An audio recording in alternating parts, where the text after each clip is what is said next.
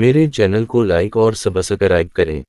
7 आसमान पर बना एक मुकद्दस घर। इस वक्त जब आप ये वीडियो देख रहे हैं, 70,000 फरिश्ते इस घर के गर्द मुसलसल तवाफ कर रहे हैं। ये घर किसने बनाया है और मिराज की रात नबी सल्लल्लाहु अलैहि वसल्लम ने वहां क्या देखा था, हम इस वीडियो में बीत अल-मामूर के मुतालिक तमाम हक़ाइक़ को जानेंगे।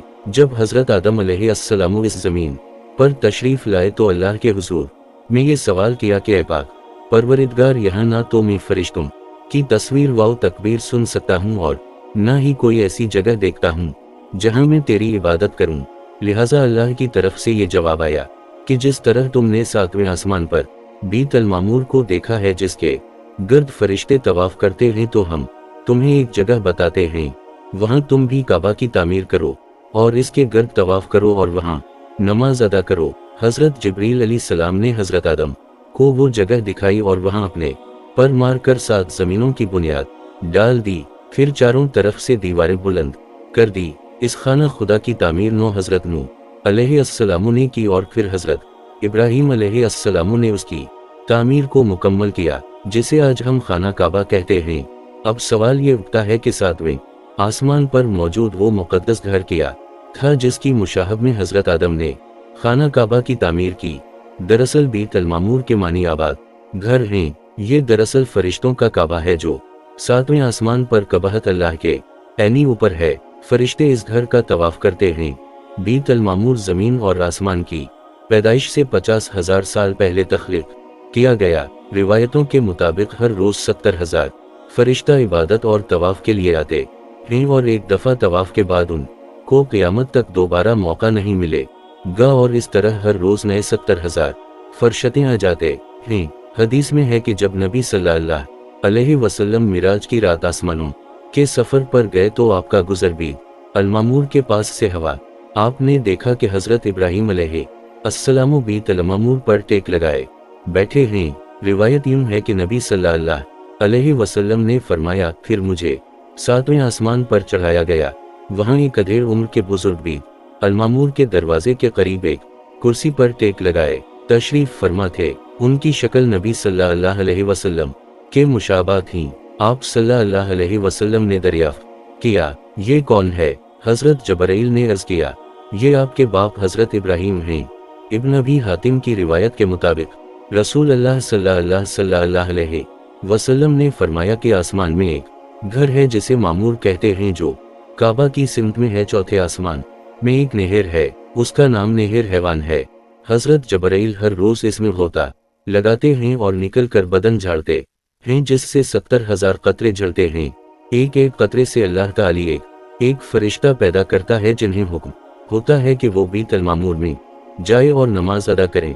इन फरिश्तों का एक सरदार होता है जिसे हुक्म दिया जाता है कि इन्हें ले कर किसी जगह खड़ा हो जाए, फिर वो अल्लाह की तस्बीह के बयान में लग जाते हैं। हज़रत इमाम अली अलैहिस्सलाम से एक शख्स ने पूछा कि बीत अल-माल क्या है? आपने फरमाया, वो आसमान में है, इसे फरा कहा जाता है। ये काबा के ठीक ऊपर है।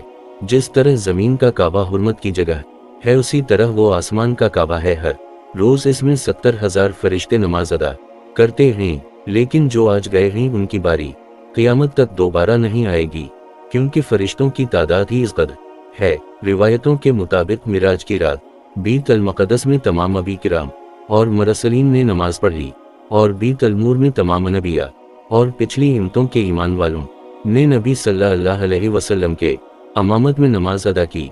जब नबी सल्लल्लाहु अलैहि वसल्लम बीत अल-मामूर के करीब गए तो वहाँ कुछ फरिश्तों को देखा। कुछ रुको में थे, कुछ पैर में थे, कुछ सजदे में गिरे थे। आप सल्लल्लाहु अलैहि वसल्लम ने हज़रत जबराइल से दरियाफ्त किया कि ये क्या कर रहे हैं?